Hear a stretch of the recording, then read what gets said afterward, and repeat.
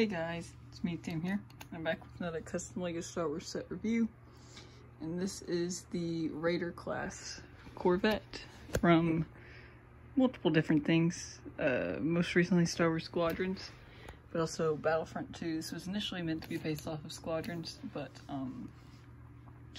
I didn't really want to put the time into finding parts and pieces for like the characters from the game, plus it wouldn't really make sense with this vehicle. So I actually basically did like a remake of my previous video that I made on a Star Wars on the Raider class, because I made a previous video on the Raider class. It was one of my very first Battlefront 2 videos, and this is another Battlefront 2 video. It's been a while, but the figure lineup is way more than what LEGO would do. I'd say what they would probably do, maybe just like most of this, cut out Lando and Shriv, and maybe cut out one of these people. But yeah, so for starters, I got the Palpatine Sentinel, and see, he'd probably have actually like a new headpiece or a new like head accessories where you can put it over the head, and he's mostly just the Praetorian Guard with a Palpatine face and a red hood, and this would be clear, not purple. Next figure is just a Stormtrooper. I believe it has angry clone face, just for now. But yeah, this is the new Stormtrooper, which I personally really like. I don't care that it's too detailed or it can't turn its head. Yeah, I think it's a really good figure, especially the head helmet. Next figure is a gunner dude, you know, bridge crew dude. And he uses the AT-ST pilot head from Rogue One, as well as just, you know, the gunner torso, legs, and helmet, and he has a pistol. You're standing, okay. And then here's a just generic officer. You know, what you see is what you get. So yeah, he'd be like in the deck, the bridge deck. Here we have Admiral Iden Versio, right? Yeah, Garrick, I believe is his first name. And so yeah, he uses, I believe that's actually Thrawn's torso. Then he has the sushi chef from the Ninjago CMF legs, and then his face is Han Solo, and his hat is the Sith Eternal officer. So yeah, and then he has a pistol. But so yeah, Iden Versio. And then first up I'll show Dio. That was his name, Dio. I didn't just refer to him as droid, but see, he uses the BB-9E head. And then with like this tiny little build, 4 of these arms, the T bar piece, and then a stud with a hole in it. And so yeah, that's the droid. First up we have Iden Versio, and you can see she has her parts from the Inferno Squad battle pack. You can remove her helmet, which is the TIE pilot helmet. And she has Padme's hair in black. So yeah, and then you can see there's BB-9E head on a bar piece for the backpack droid version. She has this gun from the LEGO movie, because it kind of looks like her TL-50. And yeah, pretty much most of her is from the Inferno Squad battle pack. Next up we have Mico. And he's basically like the gunsman of the crew. He's actually got a Death Trooper torso, and the Inferno Squad legs, Inferno Squad helmet. And his face is Grindelwald's face from the Harry Potter CMF. And he's got the dark brown dog show judge hairpiece. His weapon is the rifle with a Technic pin on it. And yeah, and then the final Inferno Squad member is Gideon Hask. He's got the Inferno Squad battle pack torso, legs, helmet, and actually his head also came in it. The only difference is I put on this Williams, I believe is what it's called. I put on this hairpiece in dark tan, and yeah, he's just got a normal blaster. And the final 2 figures are Lando Calrissian. He actually uses Grief Karga's face because I couldn't find my Lando face, but also because I kind of like this smirk. And the rest of him is from the A-Wing set from like 2017, I want to say, or 2016. He's got a pistol, you know. And then the final figure is Shriv Surgav. We haven't gotten him in real minifig form. He uses the Bith head with blue. And his torso is from the Resistance, it's from the Imperial or First Order dropship troop transport. Yeah, I just quickly threw them together. His legs are from the battle pack from Rogue One, the Rebel battle pack. But so yeah, that's the figures. Now for the actual set, I'm just gonna swipe these all aside. I'm gonna pull back. And first off, I'll show off the carrying handle. So it's up here, and it slides up a bit, and you can lift it from that. And it's mostly the center of weight. Not fully, but mostly.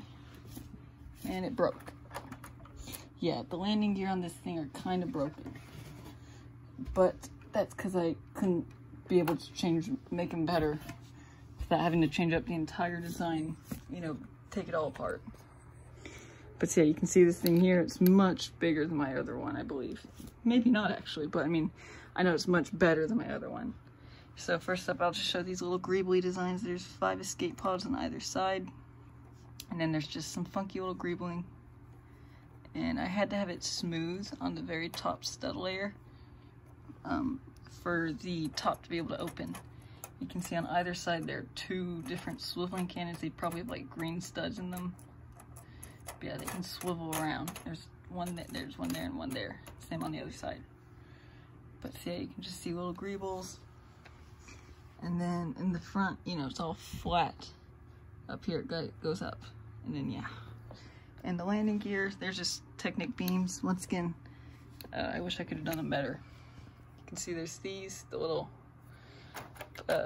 TIE Fighter little looking wings.